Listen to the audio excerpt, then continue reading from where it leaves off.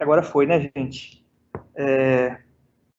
Pessoal, boa tarde a todos quem está participando aí. A gente tem aqui agora 41. Para quem não me conhece, né, eu sou o Paulo, eu sou embaixador aqui da inovação da Belg BK. E hoje a gente está trazendo aqui, né, da nossa série de lives quinzenais, considerando o nosso contexto de inovação. Nós vamos iniciar hoje uma nova sessão e hoje nós vamos falar aqui a respeito do futuro das indústrias. Hoje a gente tem uma convidada aqui bastante especial, né, que é a Gabriela Santana. Eu vou deixar para ela se apresentar assim que ela entrar aqui. E a gente vai falar desse contexto de mudanças, né, dos comportamentos das indústrias. Então, quais são os impactos que a gente espera aí dos avanços tecnológicos e da indústria 4.0 na Belg BK. E a gente vai falar também como que a gente vai fazer, como que a gente tem que fazer, né, como que nossa adaptação das nossas atividades aí na inserção dessas novas tecnologias e quais são os impactos, além das possibilidades que possam surgir de novos profissionais e funções. Então, sem demorar muito, eu vou passar aqui para a Gabriela, e aí ela se apresenta e já traz para a gente aí o contexto da nossa live de hoje. E a primeira coisa que eu quero falar é agradecer por ela ter topado esse desafio com a gente, liderado aí pelos embaixadores da inovação. E a gente vai fazer, né? Ela vai explicar aqui esse contexto, ela vai dar uma explanação para a gente, e depois a gente vai abrir no final para perguntas e respostas. Então, quem tiver pergunta, quem tiver algum questionamento ou algum comentário, pode colocar no chat, que aí a gente vai fazer ao final da live. Então, vou passar para a Gabriela agora. Gabriela, muito obrigado, seja bem-vinda à Belg BK. Muito obrigada, Paulo. É uma satisfação enorme estar aqui com vocês hoje. Obrigada pelo convite e parabéns pela movimentação de estar levando conhecimento, compartilhando conhecimento e a gente tendo essa troca no dia de hoje com o ecossistema. Acho que esse é um dos princípios, né, para o futuro das indústrias, é estar mais aberta e colaborativa e ter esse acesso com vocês, para nós é muito importante. Vou compartilhar minha tela aqui com vocês. Rapidinho. Tá, chegou aí?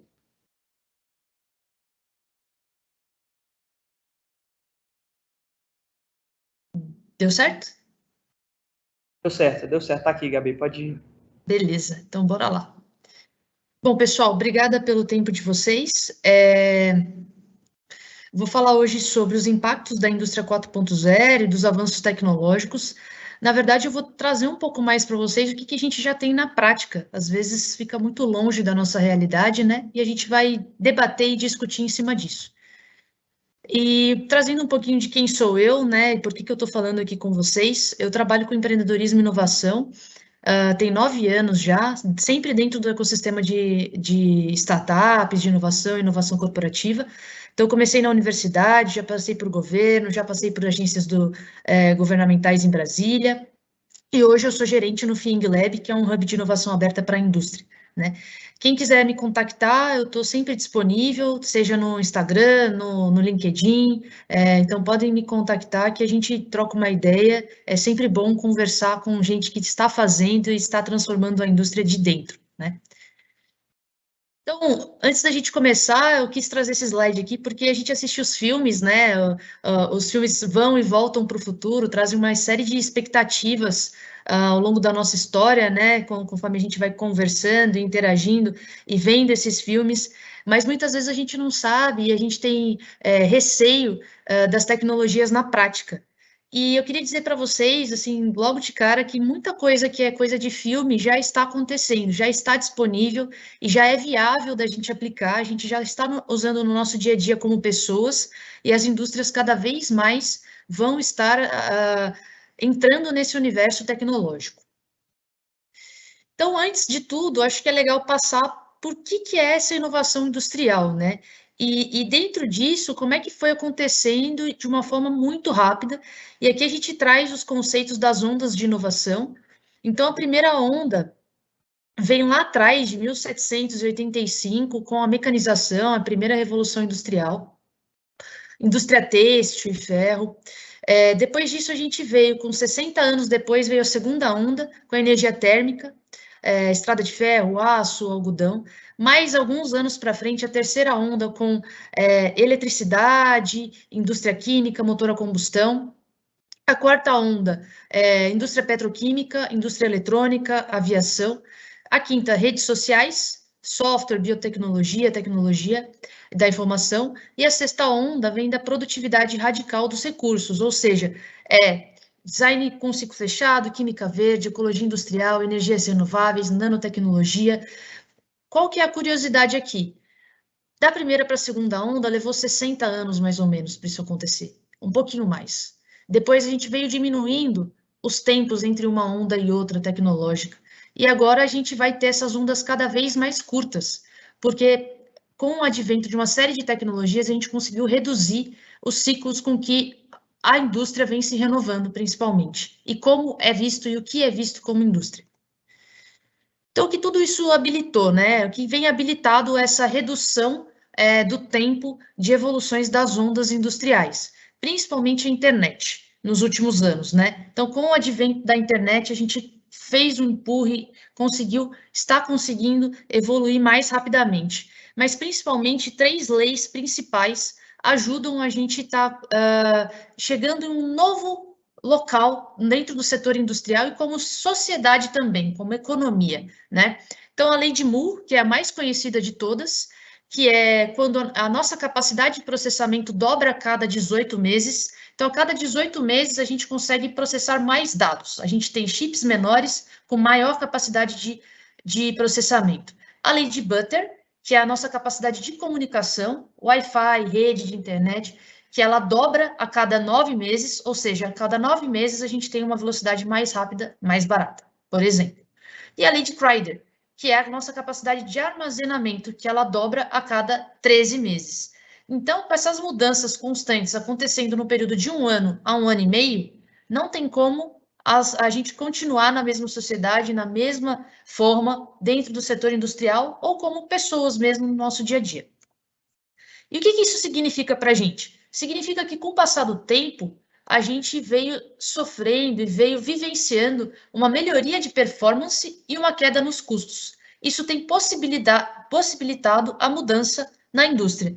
Então, a lei de Moore veio caindo, como vocês podem ver, o custo por milhões de transistores. Os chips foram ficando menores, cada vez menores e mais potentes. Hoje a gente consegue comprar um computador muito mais potente do que a gente podia anos atrás com o mesmo recurso. Hoje os nossos celulares, eles têm uma capacidade de processamento que os computadores antigamente não tinham. E isso foi a lei de Moore, né? Foi essa evolução tecnológica de processamento que permitiu. Ao mesmo tempo que a gente teve uma evolução na nossa capacidade de comunicação. Então, a gente vai conseguir, todo mundo aqui vai lembrar, que anos atrás a gente pagava a mesma coisa que a gente paga hoje por uma internet de 1 mega, por uma internet de escada, por uma internet de 10 mega. E hoje já é possível contratar internet de 100, 120 megas por R$100, menos de R$100. E tudo isso viabiliza uma série de coisas. Hoje a gente tem 5G, hoje que já está chegando com muita força, que vai destravar e habilitar muito mais coisas. Então, o custo veio reduzindo nos últimos anos, até nem coloquei aqui 2020 para frente, porque ele tende a ir margeando zero mesmo, tá? E, por fim, a lei de Crowder, que é o custo do armazenamento. Quanto que a gente consegue armazenar também diminuiu na rede, o que possibilita a gente processar mais dados também. Então, essas 3 leis, elas são o que a gente considera que destrava um pouco da indústria 4.0, destrava uma economia digital. Mas é importante dizer que elas não vêm sozinhas. Existe uma série de investimentos que precisa ser feitos para viabilizar isso sob uma ótica de economia e sob uma ótica industrial. Então, aqui a gente traz o conceito das 3 ondas de digitalização, que são muito importantes para a discussão que a gente quer fazer, que é o seguinte: a primeira onda é infraestrutura. Então, um local que não tem fibra ótica, que não tem ligações via rádio, que não tem ligações via satélite, banda larga, etc., fica difícil trazer a digitalização, trazer a indústria 4.0, trazer essa evolução que a gente quer. Então, o primeiro passo é o desenvolvimento de infraestrutura local. Feito isso, a gente pode ir para a segunda onda, que é o segundo passo, que é a conectividade e qualidade. A infraestrutura é a primeira coisa a ser feita, depois é a cobertura geográfica. Não tem como uma indústria ficar isolada, somente ela ali. Então, ela precisa se conectar com outras indústrias, com outras plantas, né? Com outros setores. Então, dentro da indústria de vocês, é preciso que tudo esteja meio que interconectado. Então, para isso é necessário cobertura geográfica, que também traz a questão da infraestrutura. Para isso é necessário que o preço caia, para poder ser mais acessível, que a velocidade da conexão aumente, que a inclusão e o acesso seja maior. Então, essa segunda onda permite a pulverização da internet, a pulverização da digitalização e a conexão entre múltiplos locais. E a terceira onda é como esses dados geram valor. São esses dados gerando valor para o negócio. Então, é os dados habilitando a internet das coisas, a inteligência artificial, a robótica. Então, esse passo a passo ele é muito necessário. Às vezes, as indústrias querem tentar implantar a internet das coisas e inteligência artificial sem passar pelo primeiro processo. Da mesma forma, as economias. Então, aqui é um paralelo que a gente faz do desenvolvimento de uma economia digital, está intimamente relacionado com o desenvolvimento de uma indústria digital. E dentro disso, quando a gente fala da redução vertiginosa dos custos e a melhoria da performance, tem uma lei que aí é da Singularity, né? A universidade que hoje fica dentro da NASA, e quem disse isso aqui dentro dos livros deles é Ray Kurzweil, que é a lei dos retornos acelerados, que é quando as tecnologias de informação crescem a cada ano, dobrando o seu poder. O que isso significa? Para a gente, quando a gente fala da lei de Moore e das outras leis, elas estão praticamente dobrando a cada ano, certo? Só que aí o que o Ray Kurzweil traz para a gente nessa lei dos retornos acelerados? Ele traz que isso é aplicável para qualquer tecnologia da informação, que todas elas podem dobrar a cada ano e que acontece uma série de coisas quando esse movimento acontece. Isso se chama lei dos retornos acelerados. Trouxe aqui para vocês entenderem um movimento prático sobre isso. Aqui a gente está falando da internet das coisas. Lá nos anos 90, ela veio dobrando a cada ano, mas a gente não percebia isso, porque ela, bem no comecinho, eram poucos sensores, eram poucos dispositivos conectados, a internet estava bem no comecinho ainda, mas conforme passou os anos 2000, isso veio dobrando e capotando. A cada ano veio fazendo essas multiplicações, e isso habilitou uma série de coisas até a gente chegar 2020, onde a tendência é a gente ter mais de 50 bilhões de dispositivos conectados na internet, né? Então, é isso, essa lei dos retornos acelerados é que essas tecnologias, e a internet das coisas é uma delas, consegue dobrar a cada ano, ela anda em baixo radar, até que, do nada, e a gente vai explicar um pouco mais sobre isso na frente, ela aparece, e aparece com muita força, mudando a nossa vida. E quais são essas tecnologias? Aí aqui eu trouxe 5, são as 5 principais, e dentro delas a gente já pode abrir infinitas. Então a gente tem a redes e sensores, que é quem habilita, né, a internet das coisas. A gente tem a computação infinita, que é o progresso na computação, que aí eu não estou falando só de computadores, nós estamos falando de computadores, de celulares e de computadores de máquina, né? Que a gente nem vê, mas são computadores que não acessam para nós, consumidor final, mas que as indústrias precisam para fazer processamento, uma série de tomada de decisões. Então, esse progresso na computação, ele sai do escasso e caro para abundante e barato. E quanto mais abundante e barato, mais acessível, mais impacto ele gera na sociedade e mais interferência no futuro. A inteligência artificial, que são as máquinas com altíssima capacidade de processamento de computador, a gente consegue ter máquinas aprendendo as 4 habilidades fundamentais do ser humano, que é ver, ler, escrever e integrar conhecimentos. A robótica, que é uma integração de tudo isso também, e o genoma e a biologia sintética. O que acontece quando a gente junta tudo isso? E a gente teve um exemplo prático que a gente vivenciou agora, que foi a gente conseguir fazer um desenvolvimento, como sociedade, conseguir fazer um desenvolvimento de vacina em um curto espaço de tempo, porque a gente já tinha uma série de arcabouço técnico, uma série de tecnologias desenvolvidas para permitir isso. E também a gente está vendo, por exemplo, a gente conseguir fazer testes de DNA, fazer um sequenciamento genético, fazendo uma série de coisas na biomedicina que antes era impossível, mas que é habilitado pelas por essas tecnologias que são as tecnologias exponenciais. Então, o futuro, ele é abundante, ele é diferente e ele é imprevisível. Dá para a gente olhar, mas ele é muito imprevisível da gente ler. E a gente precisa se adequar a isso. Trazendo mais para dentro da indústria 4.0, aqui eu trouxe 9 tecnologias, não se limita a, mas são as principais tecnologias que habilitam a indústria 4.0, que são internet das coisas, cibersegurança, realidade mista, que é realidade virtual junto com a realidade aumentada, ou um ou outro, ou os dois juntos, big data, robôs autônomos, manufatura aditiva, simulação e integração de sistemas. Descendo um pouco mais de como isso funciona, de como essas tecnologias funcionam, a gente tem aqui esse slide. Esse slide ele traz 6 etapas de como uma indústria pode entrar na indústria 4.0 e o que isso significa. A gente começa com a informatização, que é o primeiro estágio, só que só isso não traz a digitalização para dentro de uma empresa, dentro de uma indústria. É preciso ter conectividade. Então, as duas coisas precisam acontecer ao mesmo tempo. Então, lembra lá quando a gente fala da primeira onda?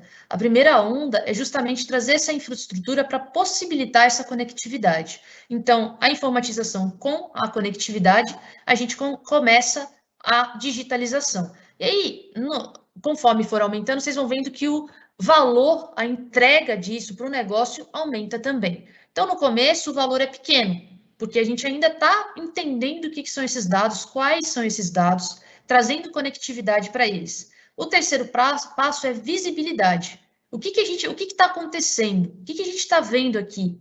O que antes que a gente não via, que a gente começa a ficar claro agora que a gente está lendo esses dados, que a gente está conseguindo ter acesso a eles. Isso já traz mais valor ainda, porque ajuda mais ainda na tomada de decisão. Depois, a transparência desses dados. É o entendimento. O que está acontecendo, de fato? Como é que a gente toma essa decisão, vê, enxerga os dados e toma essa decisão e muda o negócio, né? Trazer essa transparência para o negócio é muito importante. Não deixar isso parado, fechado numa planta. Trazer isso, essa discussão, acontece na planta A, na planta B, na planta C, acontece em todas ou só acontece aqui, né? É esse entendimento global do que está acontecendo. Isso gera mais valor para os negócios.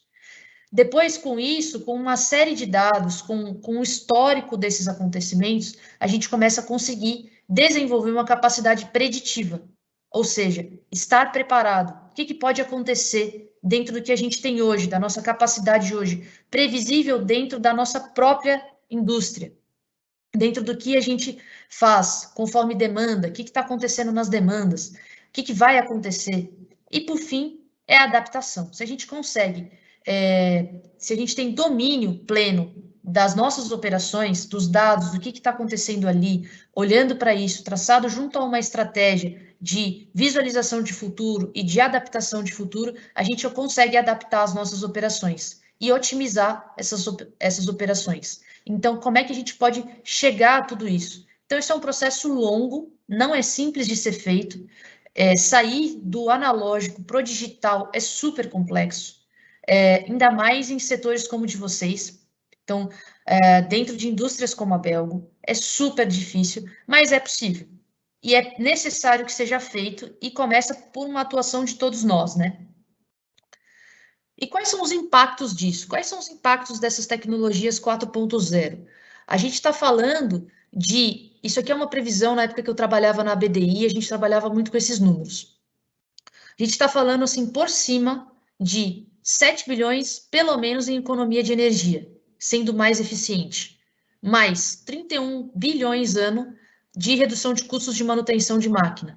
Mais 34 milhões em ganho de eficiência. Aqui a gente só está falando de processos, totalizando 74 bilhões ano. A pergunta que fica e a provocação que fica é qual fatia desses bilhões no mercado a Belgo quer capturar, melhorando seus processos, adotando tecnologia, informatização e entrando, de fato, na indústria 4.0. Então, é um mercado de ampla atuação, de muitas oportunidades, que, como já dizia lá Ray Kurzweil, da Singularity, a gente vai entrar todo mundo na era da informação. Quem entrar por último vai ter retornos menores. Quem entrar primeiro consegue capturar mais valor e consegue entender mais como é que isso pode acontecer. Então, o objetivo e qual que é a missão aí da indústria 4.0, qual é a grande dificuldade de quem faz inovação dentro das indústrias, de quem, como os embaixadores aqui hoje, né, da Belgo, tentam transformar a indústria de hoje, mas ao mesmo tempo criar a indústria do futuro. E criar a indústria do futuro significa pensar a todo momento matar a indústria de hoje. E isso é um problema, porque é um paradoxo, e aí a gente chama isso de ambidestria organizacional. Como é que a gente pode trabalhar ao mesmo tempo nas duas frentes, sendo muito bom no que a gente faz hoje, mas criando um futuro cada vez melhor e abundante, cada vez com mais impacto, gerando mais valor. E aqui a gente não está falando só de diminuição de custo, a gente também precisa falar sobre aumento de receita, dinheiro novo, produto novo. Então, quando a gente fala da indústria 4.0, remete tudo a processos, mas pode ser produto também, tá bom? E aí eu queria falar para vocês que o FIG Lab atua nisso, em tentar transformar a indústria de hoje e criar a indústria do futuro, e a gente faz isso de 3 formas. A gente sai de desafios, né? A inovação partindo de desafios específicos de dentro das indústrias, encontrando soluções no mercado. A gente tem um portfólio de soluções, vou apresentar alguns deles aqui para vocês, que já estão disponíveis no mercado, acessíveis, que dá para interagir, que com cases na indústria, com testes, que vocês vão ver que parece que é coisa de outro mundo, mas não é. E para fazer tudo isso, a gente tem a nossa trilha de aceleração da indústria, que é que a gente percebeu que a gente precisava acelerar a indústria em termos de conhecimento, de cultura. E é isso que vocês estão fazendo aqui hoje, é trazendo conhecimento e cultura para os colaboradores, para a gente melhorar a discussão. A grande provocação que fica é, quanto mais a gente debate sobre a indústria 4.0, mais a gente quer fazer. E mais querendo fazer, mais a gente faz, e mais resultado, e mais impacto, e mais legado a gente pode deixar. Então, o FIG Lab trabalha nessas 3 frentes, atualmente a gente tem 100 startups no nosso portfólio, e temos aí em torno de 80 indústrias orbitando, sendo as nossas indústrias madrinhas, essas 6 aqui que vocês estão vendo aqui embaixo. Então, a gente faz isso, a gente super acredita nesse processo de transformação. Mas, Gabi, como é que funciona isso?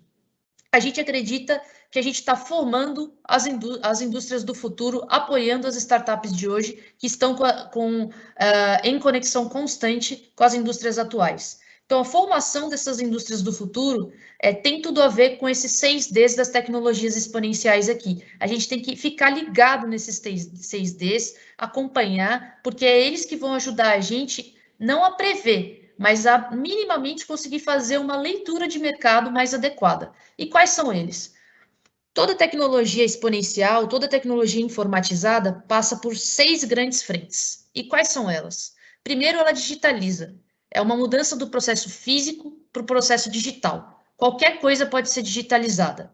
Depois desse processo, a gente tem a decepção. Porque o que acontece? A gente digitaliza uma coisa, pensa no lado de vocês. Quando a gente digitaliza um processo, a gente acha que vai ter uma mudança muito rápida, que vai ter um impacto muito rápido, mas não necessariamente isso acontece, porque ainda precisa caminhar mais alguns caminhos. E acontece uma decepção, que é um crescimento, tem um impacto, tem um crescimento disfarçado, mas ele duplica numa ordem tão pequena esse impacto, que parece que ele é pior do que o que tinha antes. Mas quando ele chega numa ordem maior, aí na hora que a gente compara com o crescimento linear, vem a disrupção, certo? Então, essa decepção é normal, ela acontece, então a gente costuma avisar que ela acontece, mas que depois vem o bônus de pensar e de aplicar tecnologias exponenciais nos processos. Depois da decepção, sempre vem a disrupção, ou seja, é quando uma tecnologia destrói um mercado, abala um mercado existente e cria um novo mercado. Em seguida, o quarto D é a desmonetização. A gente retira o dinheiro da equação, ou seja, aquela tecnologia fica tão barata e começa a pulverizar uma série de modelos de negócios que permite ser gratuito. Quinto, desmaterialização. A gente desmaterializa os produtos, ou seja, há um desaparecimento dos produtos e serviços. E, por fim, a democratização. Os custos tangíveis ficam tão baixos que se torna acessível a todo mundo. Onde que aconteceu tudo isso aqui? Que a gente pode ver de forma muito clara. Fotografia, a gente tinha uma máquina que imprimia uma foto. A gente digitalizou a foto. Durante muito tempo se achou que não ia dar em nada. A Kodak quebrou por causa disso. Decepção. Até que houve a disrupção. A gente saiu, não existe mais praticamente, ele é bem pequeno, um mercado nichado de fotografias impressas, e agora a gente vive as fotografias digitais. Desmonetização. Quanto custava um filme para revelar as fotos? Quanto custa hoje ter milhões de fotos dentro do nosso celular? Desmaterialização. A câmera não existe mais. Hoje a gente tem tudo em um. E a democratização é o acesso a mais pessoas disso aqui. A foto é um dos exemplos. A gente tem o GPS também, que não precisamos mais, muito pouco, não temos mais GPS. Temos telefonia. O que aconteceu com a telefonia nos últimos anos?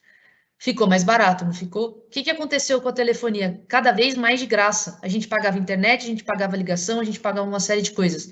Hoje a gente já não paga tudo isso. Tá mais barato.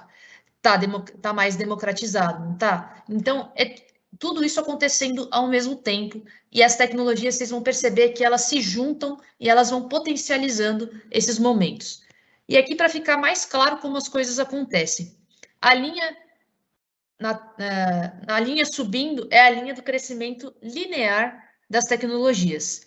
A linha em curva é o crescimento exponencial geométrico. Então, a gente começa com a digitalização, tem a decepção, que é essa parte vermelha, é todo esse período que a gente está abaixo. Essa tecnologia, ela ainda não se mostrou, ela ainda não comprovou porque ela veio. E que fica todo mundo muito empolgado, mas ao mesmo tempo muito cético. Até que acontece uma disrupção, ela começa a multiplicar, a dobrar, ela faz essa disrupção do mercado e começa a deixar o mercado antigo no passado e criar um novo presente e um novo futuro. E isso vem logo em seguida a desmaterialização, a desmonetização e a democratização. Isso acontece em muitos anos, certo? E isso acontece em muitos anos, mas tem diminuído cada vez mais a sequência, né? Em quantos anos acontece todo esse processo. E como é que isso funciona quando a gente olha para as startups?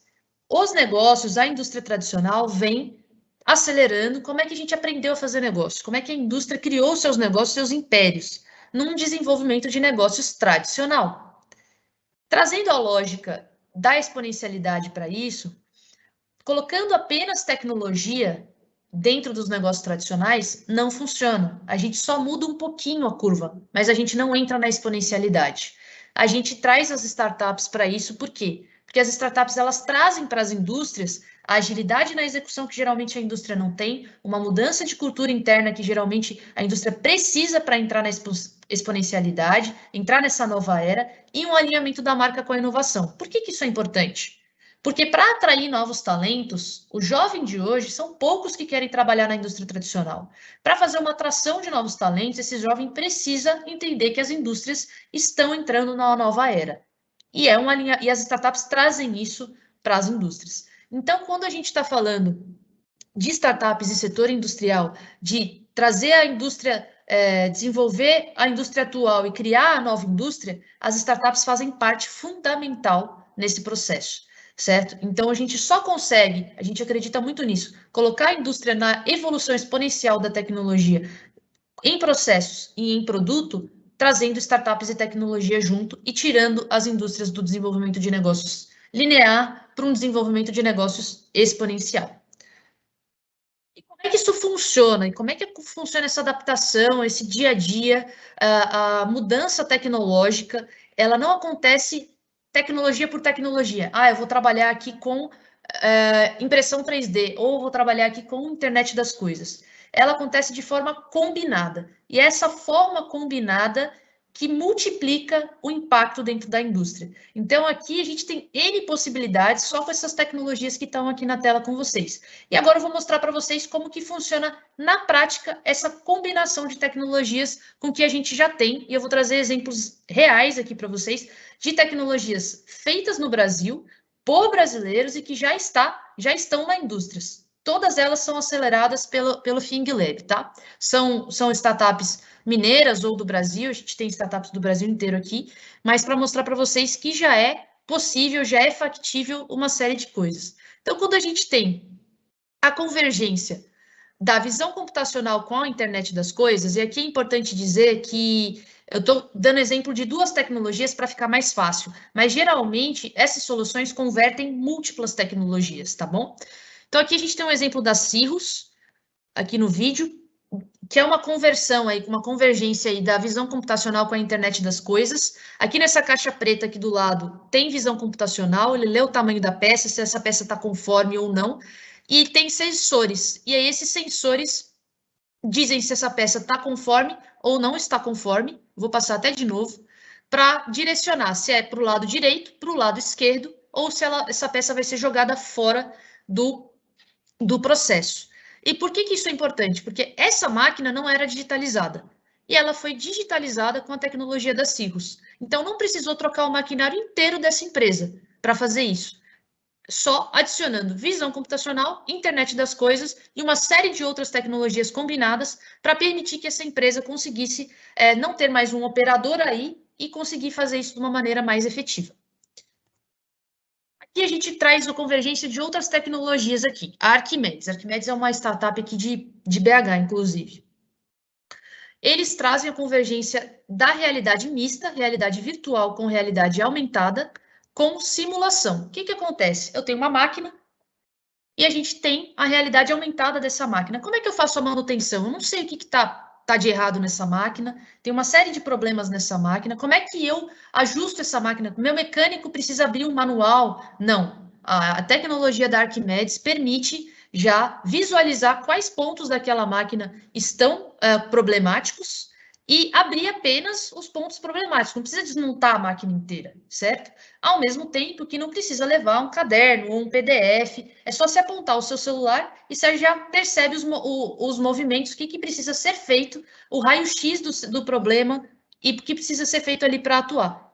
Isso é tecnologia feita em Minas Gerais, no Brasil, que já está acessível e disponível no mercado. Mais alguns exemplos aqui para vocês. Essa aqui é a Logpix, que mistura internet das coisas com Big Data, e aqui a gente está falando de armazém, né, principalmente gestão e otimização de ativos. Então, como é que se faz isso? Aí você vai ver no vídeo, aí eles trabalham bastante com segurança e produtividade de trabalho. Então, eles colocam sensores dentro de pallets ou dentro de alguns itens dentro dos armazéns e conseguem começar a medir movimentos perigosos, fazer mapa de calor, entender como é que funciona a movimentação dos veículos industriais, entender como é que funciona a movimentação dentro de um armazém e tomar melhores decisões, trazendo um armazém mais inteligente. Assim, TCX. A TCX traz visão computacional com integração de sistemas. E o que ela faz aqui? E aqui é uma leitura de EPIs. Se tem luva, se tem capacete, se está funcionando, para liberar a entrada do colaborador, um acesso autorizado, por exemplo, né? Então, a TCX é do grupo TCS industrial. Se esse colaborador não tiver vestindo os EPIs corretos, não é liberada a entrada para ele. Então, isso já é possível. E a visão computacional é infinitamente, assim, é de longe, eu acho que a tecnologia exponencial que mais evoluiu nos últimos tempos, que mais tem ajudado a indústria na sua tomada de decisão. Aqui a gente traz outro exemplo da SVATEC, de visão computacional com integração de sistemas, que aqui é uma ponte rolante, e tem pessoas num local de risco.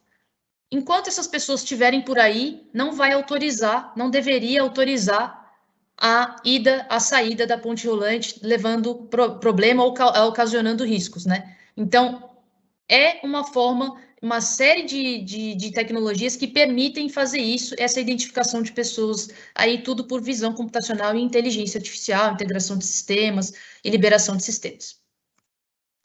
Outra da Cirrus aqui é uma mistura de Digital Twin com internet das coisas, sensorizando e simulando todo o chão de fábrica. Aqui vocês estão vendo um digital twin, né, um gêmeo digital, se consegue identificar onde está o gargalo da produção.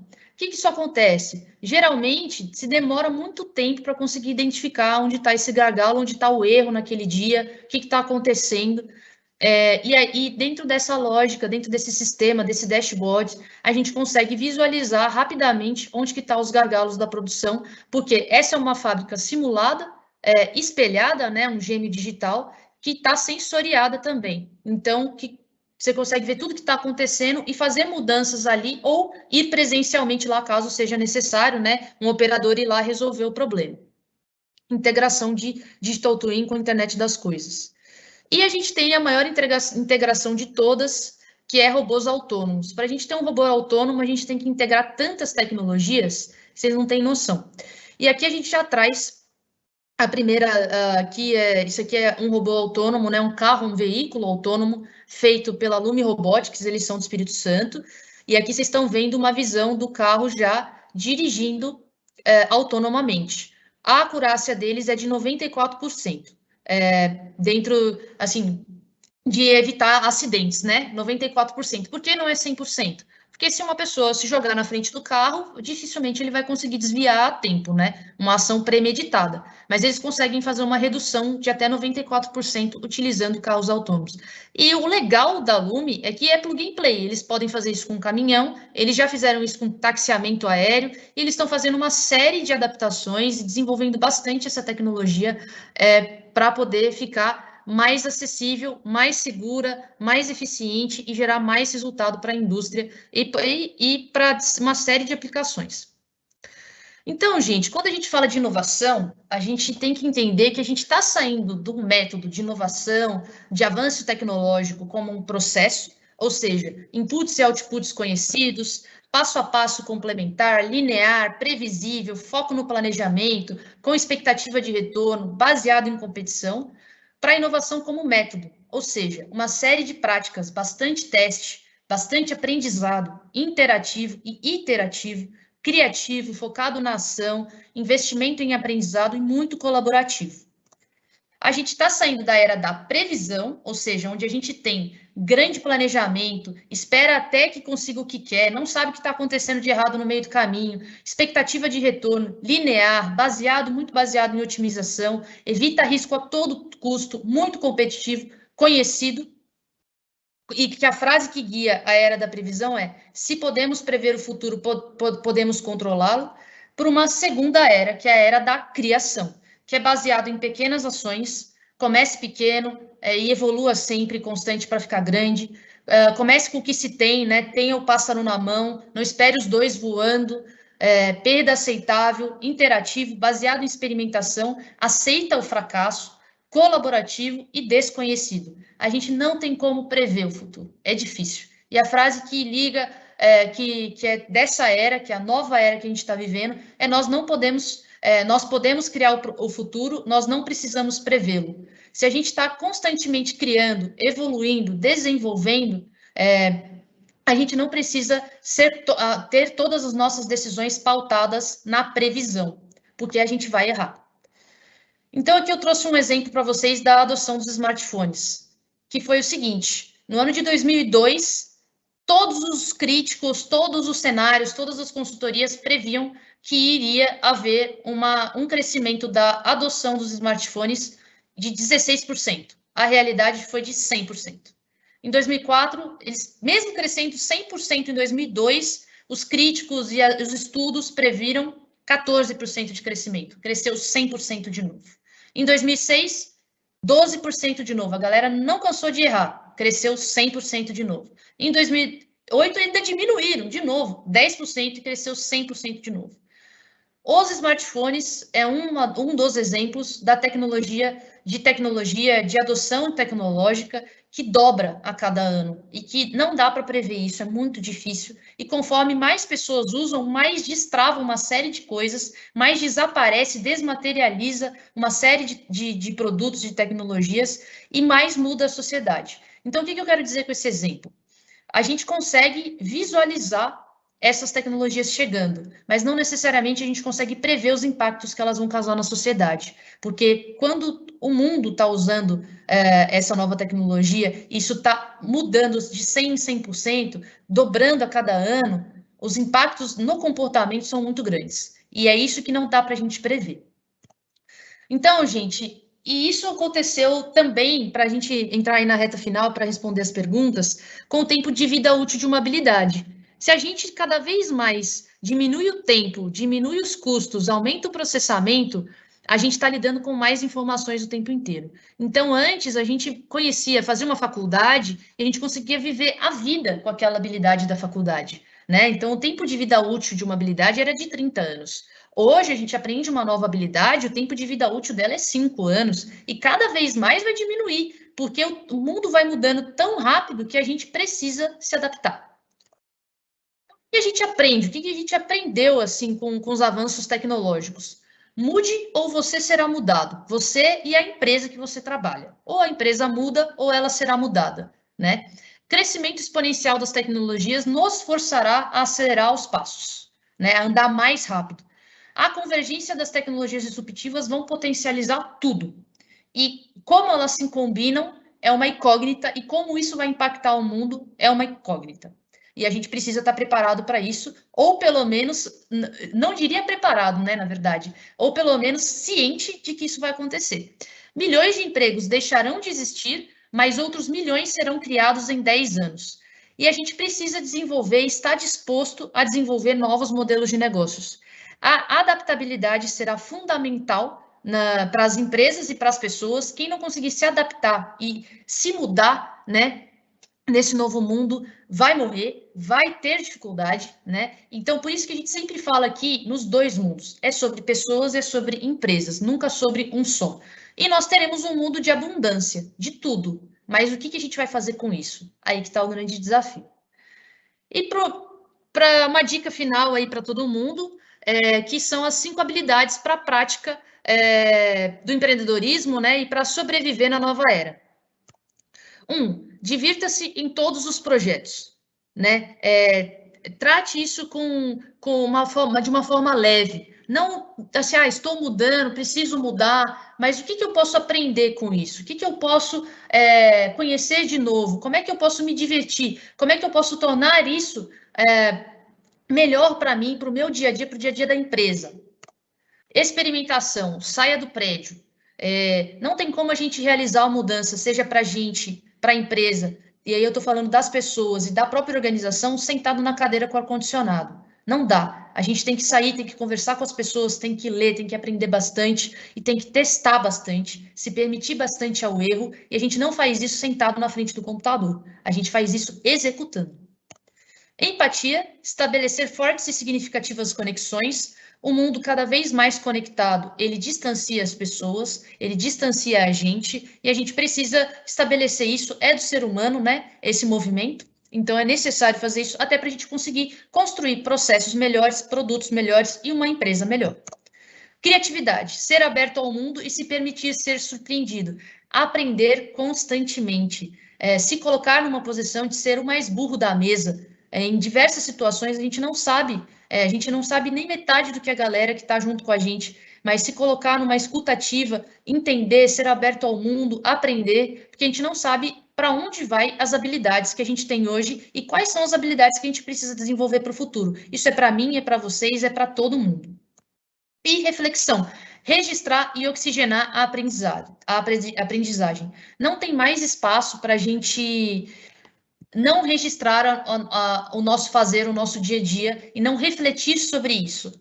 Se a gente executar e não registrar e não refletir, a gente não melhora, a gente não evolui e aí a gente não registra, não tem dados suficientes para tomada de decisão. Fica tudo na nossa cabeça. A gente foi embora, ficou e morreu ali esse processo. Então, é registrar e oxigenar a aprendizagem. Isso é para a gente, isso é para a empresa. E, por fim, um recado final, e é uma grande provocação que eu gosto de fazer sempre quando eu faço essas palestras e apresentações, é muito fácil parecer perfeito quando você não está em ação. Então, gente, vamos agir, vamos executar, as empresas precisam mudar, as grandes indústrias precisam pensar em matar seu próprio negócio, né? para pensar no novo, e isso só se faz estando em ação, e isso só se faz com pessoas em ação como vocês. Então é isso, aqui está meu e-mail final, muito obrigada, viu? É um prazer enorme compartilhar com vocês o tempo inteiro, e eu estou à disposição aí para as perguntas.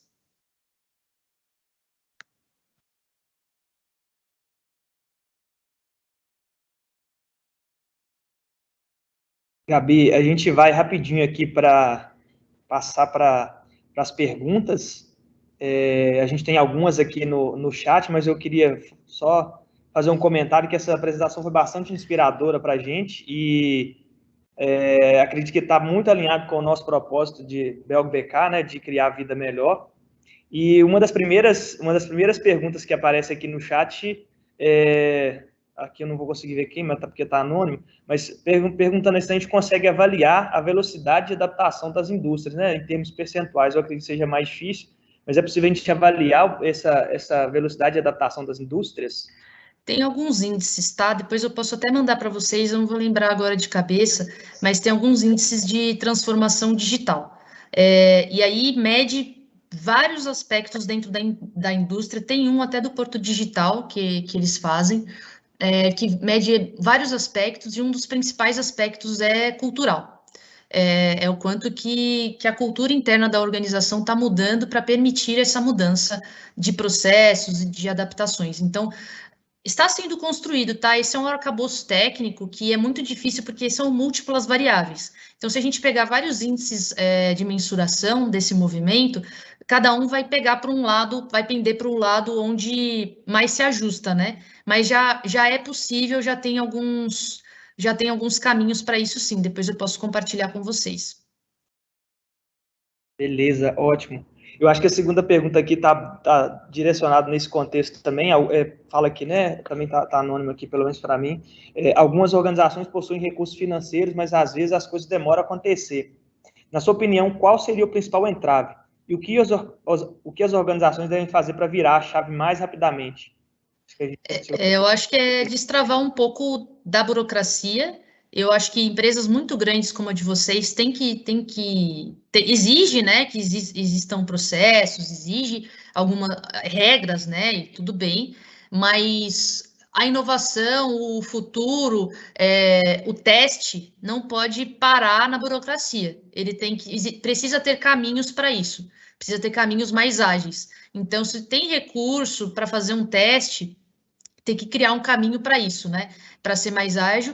E assim, e aí, quando eu falo isso, você pode ter um recurso de R$1 milhão, mas não coloque esse R$1 milhão numa cesta só. Vamos diversificar, vamos fazer uma série de testes, vamos aprender com isso, vamos criar uma série de sistemas internos. Cada teste que a gente faz gera um aprendizado. Então, por exemplo, aqui no FIENG Lab, quando a gente faz um desafio de inovação, a gente provoca a indústria a fazer uma contratação de uma startup em um mês. Geralmente ela contrata em 3, então já vai ser um desafio fazer um mês. Então faça esses mini desafios, né? Contrate, tem indústria que paga startup em 90 dias, 120 dias.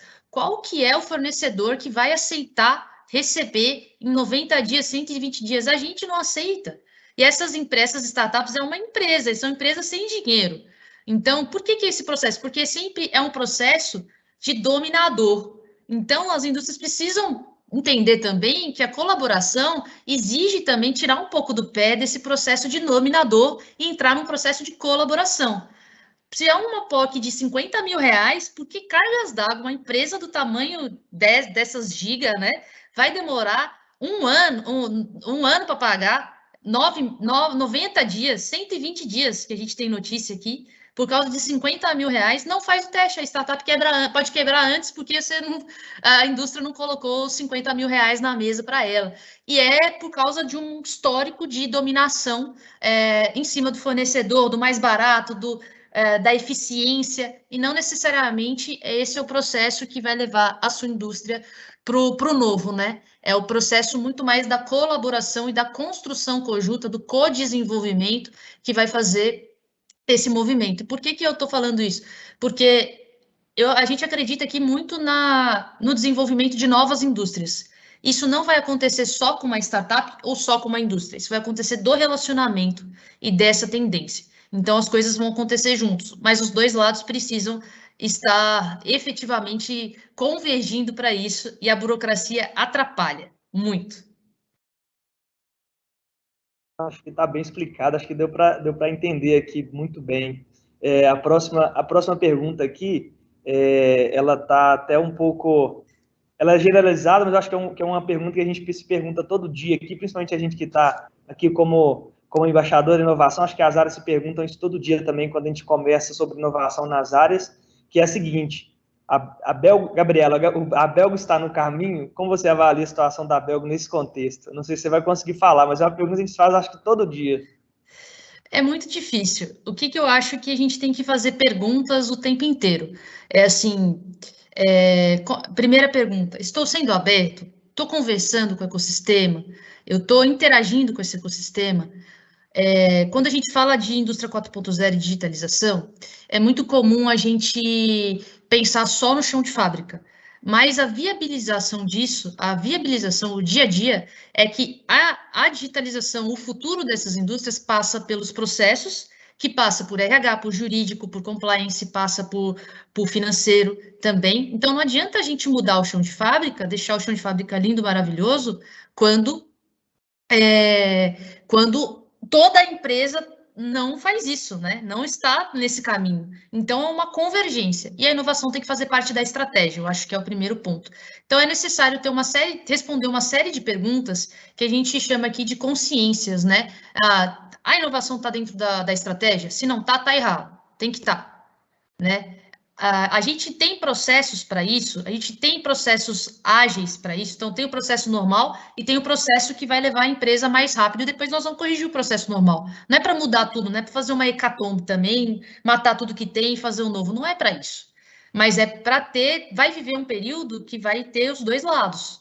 Então, acho que tem uma série de perguntas, eu não vou conseguir avaliar a Belgo em específico, até porque eu preciso conversar um pouco mais com vocês, entender um pouco mais, tem coisas que são sigilosas e tudo mais, mas, assim, eu diria que estratégia de inovação, tem que estar dentro da estratégia, tem que ter uma proatividade, então jogar no ataque, né? É o que a gente quer, tipo assim, não vou esperar explodir, eu não vou esperar meu produto não ser mais necessário, eu não vou esperar alguém bater na minha porta e falar, porque ninguém vai falar isso, que não precisa mais de mim. A gente vai fazer uma leitura de mercado e criar um novo constantemente. E aí, quando a gente fala o novo, é dinheiro novo para dentro da mesa, é fazer muito bem o que se faz, não é matar o que se faz, mas é fazer muito bem o que se faz, transformar isso para a nova era e, ao mesmo tempo, trazer dinheiro novo para dentro da mesa com novos produtos, com novas tecnologias, para trazer essa sobrevida. Ok, entendido. Aqui agora a gente já tem aqui uma série de comentários, eu vou passar aqui rapidinho pelos comentários, né? O primeiro aqui, né, mas tá falando que esse assunto aí é muito top aqui para a gente, e aí depois o Eduardo Carrara deixa aqui alguns comentários, né? Primeiro agradecendo aqui por compartilhar essas informações com a gente, que a Gabriela acabou de mostrar, né? Aí o Eduardo se mostra que também está bastante confiante nessa organização do conhecimento, vai ajudar a gente aí nos movimentos que precisamos para executar, para nos tornar de fato uma indústria. E aí ele fala também desses exemplos inspiradores, né, que você trouxe para mostrar para a gente, e está destacando também que a solução aí da LogPix foi apresentada aí, foi uma POC desenvolvida aqui, que iniciou aqui na Belgo BK. Maravilhoso. E um outro comentário também aqui, ele fala que a infraestrutura da coleta de dados na indústria 4.0 vem caindo de preço, mas ainda representa custos significativos. Aqui na Belgo, estamos começando priorizando a sua aplicação nos processos onde identificamos gargalos operacionais e ou de qualidade. Aí ele comenta, né, que a gente está priorizando aplicação nesses processos de gargalos operacionais de qualidade. Ele pergunta se é uma boa opção ou se tem alguma sugestão de priorização, nesse caso também é uma pergunta. E aí, por último, mais um outro comentário, a geração de dados, não sei o que eu acabei de ler, esse é o último do Eduardo, depois a Ingrid comenta para a gente aqui, né, que é muito excelente ouvir essa apresentação que a Gabi fez para a gente, e acredito que o trabalho em rede e com conexões variadas acelera o processo de inovação. Poderia comentar exemplos de iniciativas de conexões disruptivas que as indústrias fizeram para nos inspirar? Então, acho que aqui a gente tem praticamente duas perguntas uma da Ingrid mais a do Eduardo, né, se essa priorização nossa em processos operacionais mais qualidade seria uma priorização aceitável, né, entre aspas, e a Ingrid falando sobre as conexões disruptivas, o que a gente pode encontrar para nos inspirar. Beleza. Sobre a priorização, eu acho que, como é que a gente vê isso? A gente vê, depende muito de onde né? Depende muito do setor, do impacto. O grande desafio é sempre medir.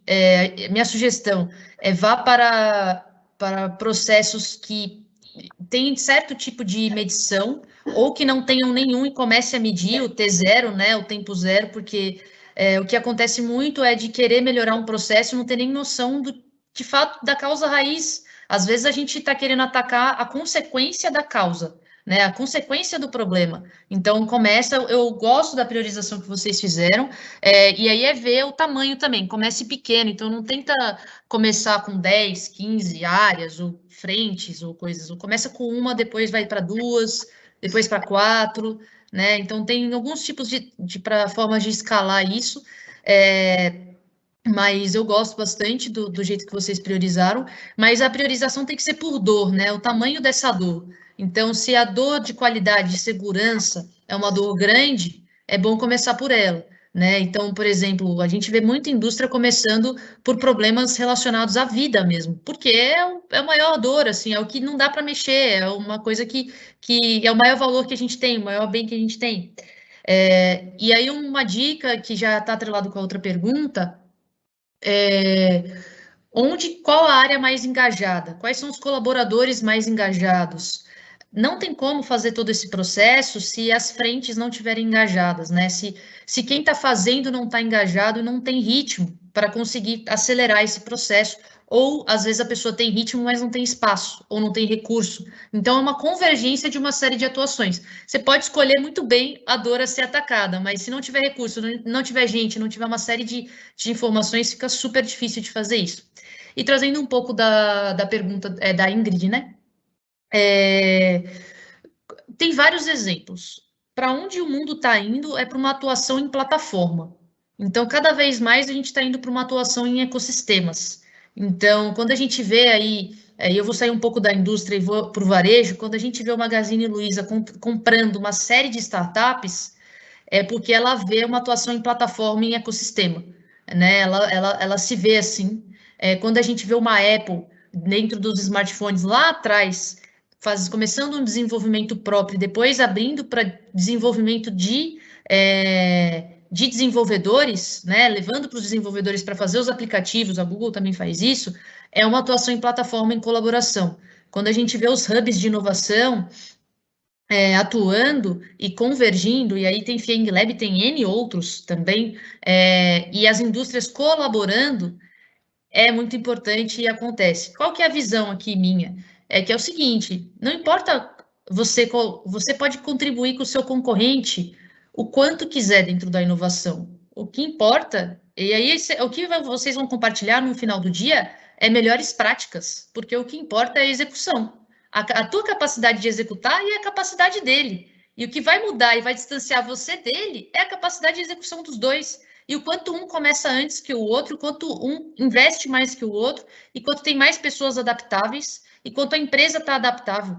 Todas essas grandes empresas que morreram nos últimos anos aí, geralmente tem uma história de um colaborador interno que fez a leitura, mas que a alta gestão não aceitou. E a empresa morreu por uma visão estratégica errada. Então, não existe mais espaço para empresas que não estejam abertas, empresas que, eu vou matar meu concorrente. Você pode pensar assim, mas colabore com o ecossistema, porque os retornos são muito maiores também. Então, com o ecossistema como um todo, que os profissionais já fazem isso muito, né? Os grupos do WhatsApp e tudo mais, a gente já tem uma troca muito grande entre profissionais. Agora, a grande questão é o quanto que as empresas vão colaborar para sobreviver essa nova era, porque vai entrar novas indústrias aí e vai ser um atropelo, porque elas vão ser muito mais ágeis, elas não vão ter as amarras, o que a gente chama de memória organizacional que a gente tem nas grandes indústrias. Com uma memória organizacional zerada, totalmente construída numa nova era, a agilidade dessas indústrias novas vai ser grande. Então, a gente precisa se adaptar e é só com a colaboração que isso vai acontecer.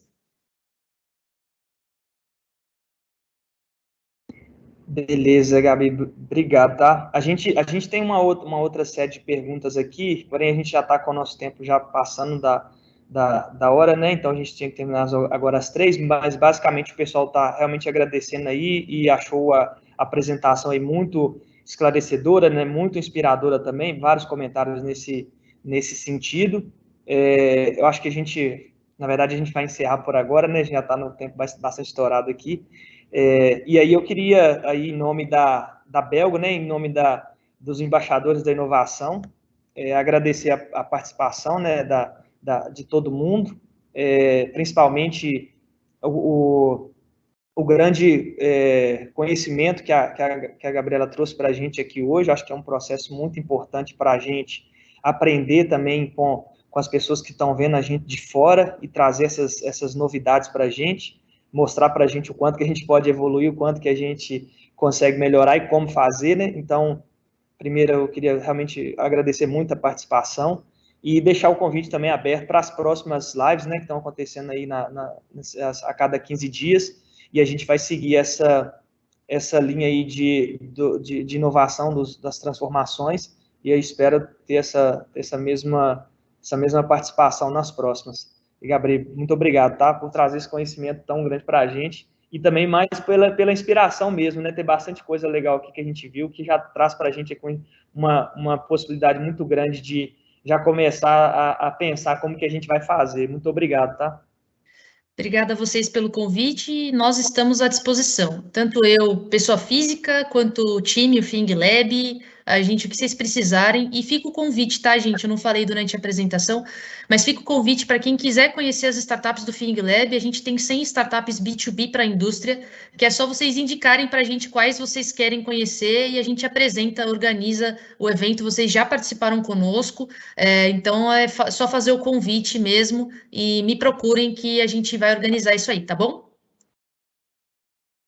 Beleza, Gabi. A gente vai buscar sim, a gente vai entrar em contato. Vamos dar uma olhada aí, principalmente com esse monte que a gente viu hoje, tá? Acho que tem muita coisa legal aí. É isso aí, gente. Acho que a gente vai encerrar por agora.